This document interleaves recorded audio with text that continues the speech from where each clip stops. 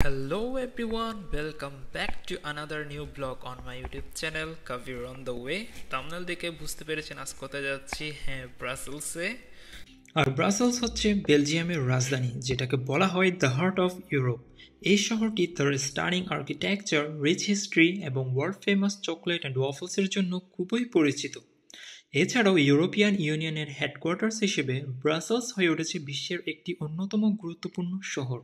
আজকের ব্লগে আমরা এক্সপ্লোর করব এই শহরের পপুলার ট্যুরিস্ট স্পটসগুলো।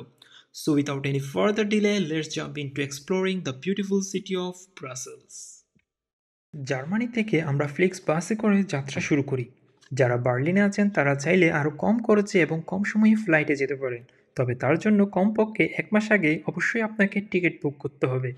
যেহেতু এটা আমাদের সাডেন প্ল্যান ছিল, তাই কম খরচের মধ্যে ফ্লিক্স বাস ছাড়া আমাদের হাতে আর কোনো অপশন ছিল না।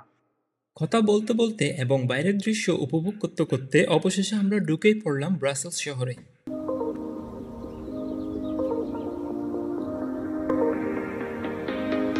সো অবশেষে আমরা চলে এলাম বেলজিয়ামের রাজধানী ব্রাসেলসে। শহরে প্রবেশ করতেই আপনার নজরে আসবে চারপাশে দাঁড়িয়ে থাকা উঁচু উঁচু দালানকোঠা, যেগুলো শহরের আকাশ ছোঁয়া সৌন্দর্যকে আরও ফুটিয়ে তুলেছে।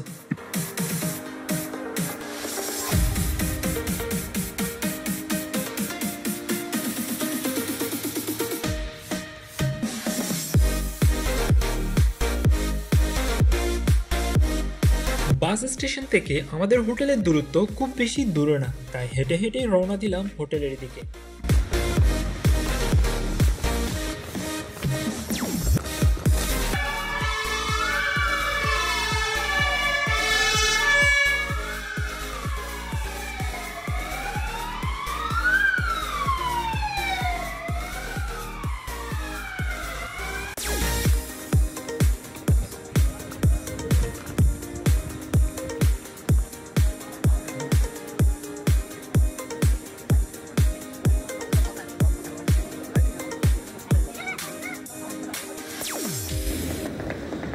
আমরা অলমোস্ট চলে এসেছি হোটেলের কাছাকাছি। এটাই হচ্ছে আমাদের সেই হোটেল। মেইন ডোর খুলেই দেখি সিঁড়িগুলো অনেক ন্যারো এবং একটু রিস্কি। পা ফসকে পড়লে ইনজুর হওয়ার চান্স কিন্তু 99%। আর এটাই হচ্ছে আমাদের রুমের মধ্যে প্রয়োজনীয় প্রায় সব কিছুই ছিল, তবে হোটেল বুকিংয়ের সময় ছবিতে রুমটি যতটা সুন্দর মনে হয়েছিল বাস্তবে কিন্তু ততটা নয়।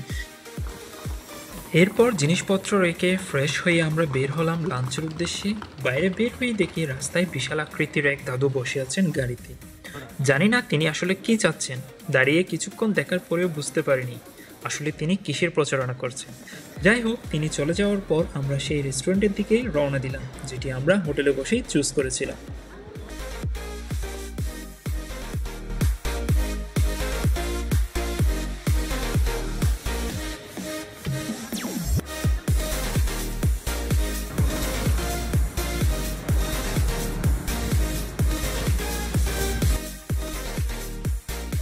হাঁটতে হাঁটতে অবশেষে চলে এলাম এই পাকিস্তানি রেস্টুরেন্টে।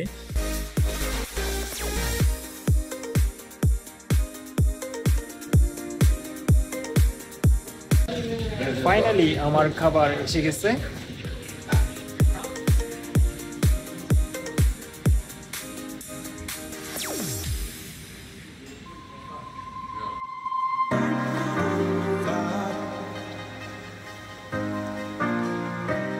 আচ্ছা, এই রেস্টুরেন্টে আপনি কিন্তু সব কিছু মোটামুটি রিজনেবল প্রাইসের মধ্যে পেয়ে যাবেন। আর যেটা বলতে চাচ্ছিলাম সেটা হচ্ছে এই রেস্টুরেন্টটা আপনার সিটি সেন্টার কিংবা মেন ট্যুরিস্ট অ্যাট্রাকশন যেগুলো আছে ওগুলো থেকে একটু দূরে।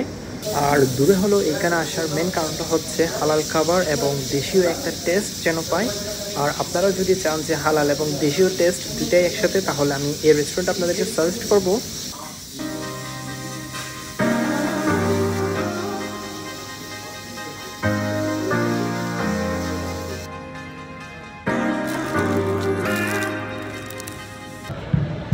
আমি এখন আছি গ্র্যান্ড প্লেসে।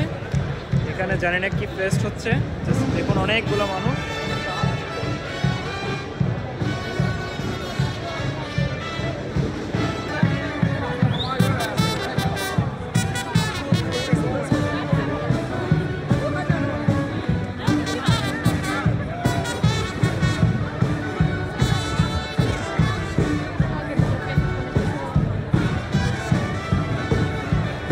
গ্র্যান্ড প্লেস হচ্ছে ব্রাসেলসের সেন্ট্রাল স্কোয়ার, যেটি এই শহরের সবচেয়ে গুরুত্বপূর্ণ ট্যুরিস্ট স্পট। এই গ্র্যান্ড প্লেসের কাজ শুরু হয়েছিল 11শো শতাব্দীতে এবং সম্পন্ন হয় 17শো শতকের দিকে। 1695 সালে 9 ইয়ার্স ওয়ারের সময় ফরাসি সৈন্যদের গোলাবর্ষণে স্কোয়ারের অধিকাংশ অংশ ধ্বংস হয়ে যায়। পরে গ্র্যান্ড প্লেসের আশেপাশের বাড়িগুলো পুনর্নির্মাণ করা হয় এবং বর্তমানে যে রূপটা আপনারা দেখতে পাচ্ছেন সেটা হচ্ছে সেই পুনর্নির্মাণের ফলাফল।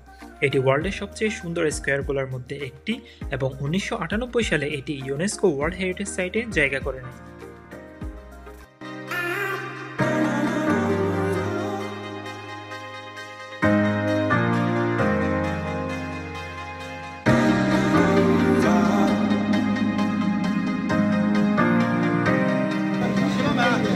আমার পিছনে ছোট বাচ্চার যে স্ট্যাচুটা দেখা যাচ্ছে সেটি 1619 সালে তৈরি করা হয়।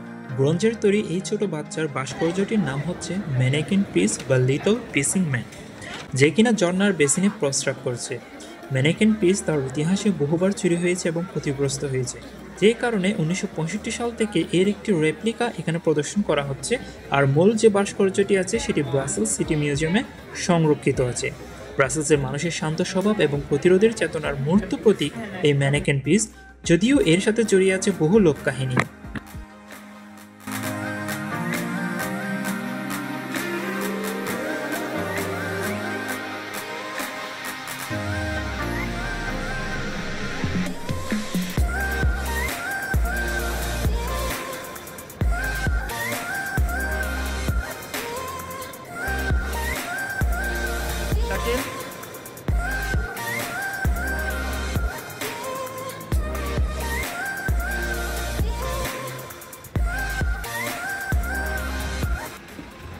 আমার কাছে ব্রাসেলস শহরটা অসম্ভব রকমের সুন্দর লাগছে। যত বেশি হাঁটছি তত বেশি মুগ্ধ হচ্ছি। আর this city is very neat and clean. সচরাচর অন্যান্য দেশের ক্যাপিটালগুলো একটু গ্যাদারিং এবং একটু অপরিষ্কার হয়, কিন্তু সেদিক থেকে ব্রাসেলস কিন্তু সম্পূর্ণ ডিফারেন্ট।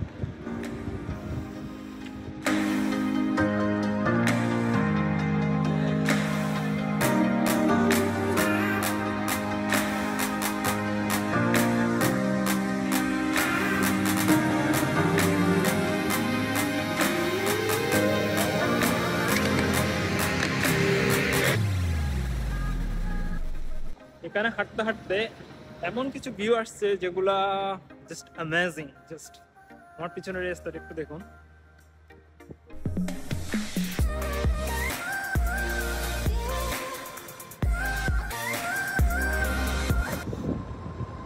আমার পিছনে যে প্যালেসটা আপনারা দেখতে পাচ্ছেন এর নাম হচ্ছে রয়্যাল প্যালেস অফ ব্রাসেলস।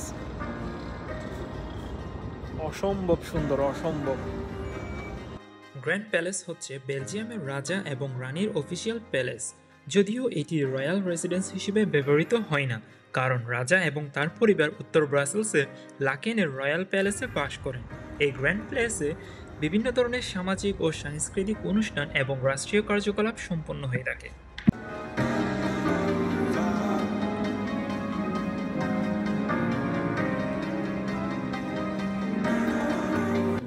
আমি এখন যে জায়গাটিতে বসে আছি এটা হচ্ছে ব্রাসেলসের নর্থ ট্রেন স্টেশন, যেটা এখানকার one of the main train station. আর আমার সামনে এখন একজন অনেক সুন্দর করে পিয়ানো বাজাচ্ছে, আপনাদেরকে জাস্ট একটু করে দেখাই।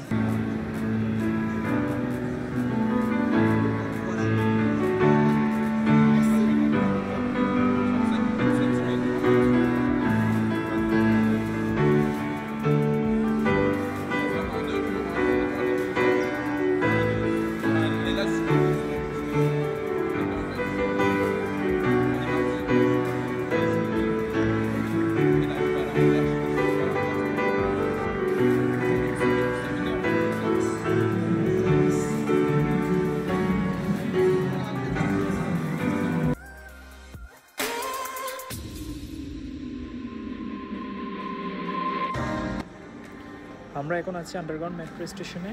আমাদের মেট্রো ঠিক 1 মিনিট পর আমরা এখন যাবো অ্যাটোমিয়ামে।